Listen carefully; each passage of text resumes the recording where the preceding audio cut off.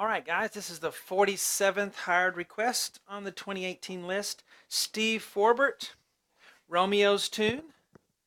Let's take a listen to it here. And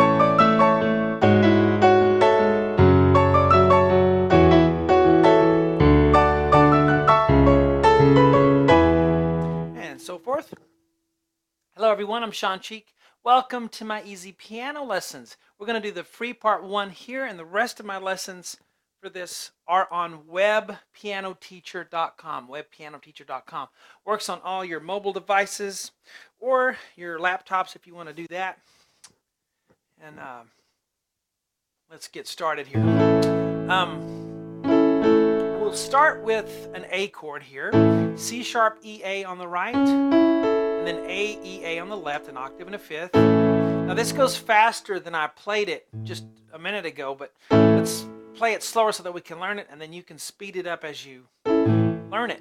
So we got count 1 on an A chord, 1, and we got to come up here. Now I don't necessarily hear a right hand chord there in the recording, but if we're playing piano solo, we need that because we don't have the guitars and the bass and the drums and everything else to fill it out. So I'm going to play right here, count 1, 1. But if you find that too difficult, you can just leave the right hand out on that first count and go 1. Okay, but I just put a chord in there so we could fill it out at the beginning. 1. Now here's some octaves. Octaves can be tough for some people. What you have to remember is you need to keep your wrist high and watch your thumb. The fifth finger, the pinky, you're just going to kind of measure that, how it feels, how far an octave feels. You have to get that feeling in your hand of the distance of an octave for this to work. So C sharp, A, E, 1, 3, 5, then D, D, E, then back to C sharp, A, C sharp. You have to just land on it. You can't place it. You can't find, okay, here we go. Okay, here we go for the next one. That'll never work. You have to, you know, win or lose. If you miss it, if you split it, then you split it. You just have to keep trying till you can land it. So it's 1. Okay, 1. So practice really slow, just landing. Now the next one goes bum bum bum bum. So we'll do a G sharp octave on the left hand because that's what the bass does.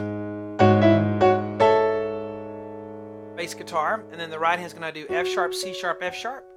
I'll use 1, 3, 5 to E octave, back to F sharp, C sharp, F sharp. Got a little staccato there because it's a short chord, and then we go to A, C sharp, E, A. So those two together, measure 1, 1. Okay, now 1. You want to put a chord here, you can. It's a F sharp minor chord. You can just do C sharp, F sharp, A. I didn't put one there, but you could put it in there if you want 1. Okay, sometimes we have to add a little bit to our piano solo arrangements because we don't have a band with us, like I said before. Now the right hand there is exactly the same as it was at the beginning. 1. Next measure. Now here, the right hand is the same as the second measure, but the left hand's doing an E octave. Okay? So slow motion from the very beginning. 1.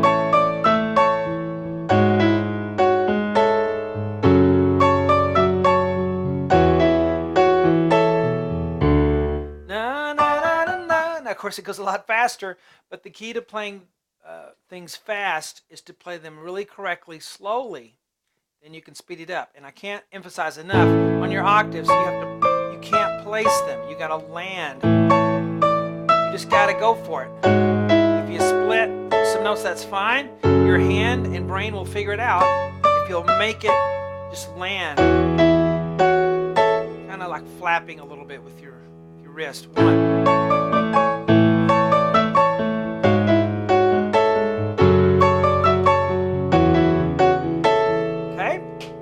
There's our part 1.